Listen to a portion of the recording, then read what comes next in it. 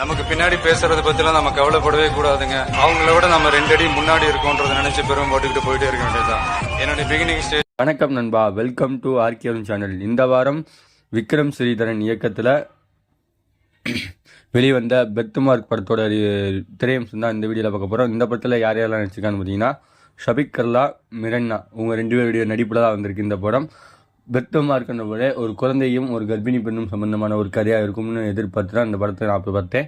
அப்படி தான் இந்த படத்தோட ஒன்லைன் ஸ்டோரியை வச்சு நம்ம டேரக்டர் விக்ரம் ஸ்ரீதரன் எடுத்திருக்காரு. அப்படி இந்த படத்தோட ப்ளஸ் என்ன மைனஸ் என்ன அப்படின்றது தான் இந்த முழுமையான ரிவ்யூவில் பார்க்க போகிறோம். அதுக்கு முன்னாடி நம்ம சேனலுக்கு இப்போ தான் மொதல் வரீங்கன்னா மறக்காமல் கீழே ரெட் கலர் சப்ஸ்கிரைப் பண்ணிருப்பீங்க. வாங்க வீடியோக்குள்ளே போகலாம். இந்த படத்தோட டோட்டல் ரன்னிங் டைம் நெருக்கி போய் ஒரு 2 மணி நேரம் வருது. இந்த படத்தோட ஒன்லைன் ஸ்டோரி பார்த்திங்கன்னா, நம்ம போருக்கு பின் ஒரு இக்கட்டான சூழ்நிலை இருக்க இராணுவ வீரர் தன்னுடைய மனைவிக்காக ப்ரெக்னெண்ட்டான லேடி மாதமாக இருக்காங்க. அவங்க மாதமாக இருக்கிற காலத்தில் குழந்தைக்காக தன்வந்திரி நிலையம் நாட்டு வைத்தியத்தை தேடி போகிறாங்க. அந்த குழந்தைய எப்படி காப்பாற்றினார், இப்படி ஒரு பூ போல் இருக்க கேரக்டர் போருக்கு அப்புறம் எப்படி அசுரனாக மாறுறாரு, அதாவது தன்னுடைய குழந்தைக்கே ஒரு வில்லனா இல்லை ஒரு ஹீரோவா அப்படின்ற மாதிரி மாறினாரா இல்லையா, அது எதனால் மாறுறாரு அப்படின்றது தான் படத்தோட மீதி கதை. இந்த படத்தில் யாரெல்லாம் ப்ளஸ் பாயிண்டாக நடிச்சிருக்காங்க அப்படின்னா, சென்னை ஷாட்பட்டா பரம்பரையில் நடித்த டான்சிங் ரோஸ் தான் இந்த படத்தில் ஹீரோவை மிரட்டிக்கிட்டு இருக்காரு. கடந்த வருஷம் தீபாவளியில் அடுத்த செட்டானின்ற ஒரு கேரக்டரில் நம்ம ஜிகர்தண்டா XXL நடித்து அவருடைய நடிப்பை மிரட்டியிருக்காரு. அதை தொடர்ந்து இந்த படத்துலேயும் மிரட்டலான நடிப்பை கொடுத்துருக்காங்க. ஜெயிலர் படத்தில் ரஜினிக்கு மருமகளா வந்த மிரன்னா இந்த படத்தில் ஒரு கலக்க இருக்குது. இந்த படத்தோட ட்ரெய்லரை பார்த்தாலே உங்களுக்கு தெரியும். ஷபிக் கல்ரானி அவங்க நல்லவரா கெட்டவரா கேட்குற அளவுக்கு இப்படி அந்தளவுக்கு வில்லனாகவும் மாறி இருந்தவர் இப்போ அந்த குழந்தைக்கே இவர் வில்லனா இல்லை ஹீரோவா அப்படின்ற அளவுக்கு கெட்டப்பில் நடிச்சிருக்காங்க.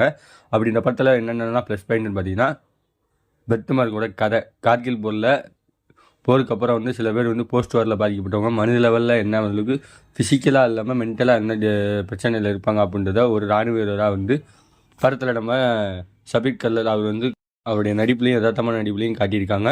அதில் அவருடைய மனைவியாக மிரன்னா அவங்களுடைய கர்ப்பமான இயற்கைக்கான முதல்ல பிரசவம் பண்ணணும்னு ஒரு ஆசையில் இருக்காங்க. இவங்க 2 பேர் ஒரு கட்டத்தில் அந்த குழந்தைய காப்பாற்றுறாங்களா இல்லை பெற்றெடுத்தாங்களா அப்படின்றத ஒரு ஸ்டோரியாக வச்சு அப்படியே கதையை நடந்துக்கிட்டே போகுது. இதுதான் படத்தோட கதை, ஒன்லைன் ஸ்டோரியை. ஹாலிவுட் அளவுக்கு மேக்கிங் ஸ்டைல் இந்த படத்தில் டேரக்டர் நம்ம சூப்பராக கொடுத்துருக்காரு. வித்தியாசமான கதைகளை, விறுவிறுப்பான கதைகள் இல்லாமல் கடைசி வரைக்கும் சுவாரஸ்யமான கதைகளுமே விக்ரம் ஸ்ரீதரன் எடுத்துக்கொண்ட மேக்கிங்கும் ஜென்ரல் ஆடியன்ஸையும் சரி சினிமா ஆடியன்ஸையும் வியக்கத்தக்கதாக இருக்குது. படத்தில் கடைசி வரைக்கும் ஒரு வித்தியாசமான ஒரு புதுர்போட கொண்டு போகிறாரு.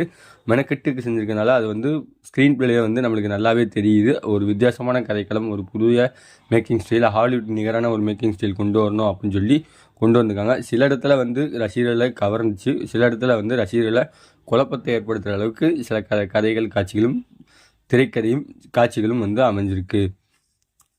ப்ளஸ் பார்த்தீங்கன்னா, சிவகார்த்திகேயன் அமரன் படத்தில் இராணுவ கதைகள் வீர ஒரு இராணுவ வீரர் போருக்கு அப்புறம் எப்படி இருப்பாங்கன்ற மாதிரி காட்டுற மாதிரி காட்டியிருக்கலாமே ஒரு பேரில் விட, அப்படிலாம் கிடையாது. ஒரு போருக்கு அப்புறம் பல கொலையாளிகளை கொண்ட ஒரு போராளியை அவர் இப்படிப்பட்ட மனுஷனாக உணர்ச்சிபூர்வமாக இருக்கும் அப்படின்ட்டு குற்றச்செயல்களில் பாதிக்கப்பட்டதை எப்படி மென்டலாக இருப்பாங்க அப்படின்னு சொல்கிறத ஒரு படைக்கலமாக பெர்த்மார்க் கொடுத்துருக்காங்க. கடைசி வரைக்கும் இந்த படத்தில் நடிகை மிரன்னா கர்ப்பிணி பெண்ணாவே கடைசி போல் காத்திருப்பாங்க. கடைசி வரைக்கும் அந்த பெண்ணை அவங்க பெற்றெடுத்தாங்களா இல்லையா அப்படின்றது தான் படத்தோட மீதி கதையாக வச்சு முடிச்சிருக்காங்க. இந்த படத்தில் மைனஸ் பார்த்திங்கன்னா 4 பிரிவுகளாக இந்த படத்தை எடுத்துக்கலாம். ஒரு ஸ்க்ரீன்ஸும் இந்த ஸ்க்ரீனும் சேர்ந்து மெர்ஜ் பண்ணி இந்த மாதிரி படத்தை காட்டியிருக்கலாம். அது வித்தியாசமான முறையில் எடுத்திருக்கனால, வித்தியாசமான நடிப்புகளில் 2 பேரும் பண்ணியிருக்கனால அவங்களுக்கு பாராட்டுகள் இருந்தாலுமே படத்தில் முழுக்க படத்தோட சுவாரஸ்யங்கள் அங்கங்கே குறைஞ்சாலுமே அது படத்தோட மைனஸாக இது. படத்தை பார்த்துக்கிட்டு பார்க்கும்போது என்னதான் விறுவிறுப்பான ஒரு ஹாலிவுட் லெவலுக்கு மேக்கிங் ஸ்டைல் இருந்தாலுமே படத்தை பார்க்கும்போது ஏதோ எங்கேயோ பார்த்த மாதிரி இருக்குது, இன்னும் கொஞ்சம் பெட்டராக பண்ணிக்கலாமோன்னு ஜென்ரல் ஆடியன்ஸையும் நினைக்க வச்சிடுறாங்க. சினிமா ஆடியன்ஸையும் பார்க்க பல படங்கள் வித்தியாசமாக இருந்தாலுமே இந்த படத்தை ஒரு முறை பார்த்து ரசிக்கலாம். பெர்த்மார்க் இந்த படம் இப்போ OTTலையும் அவைலபிளாக இருக்குது.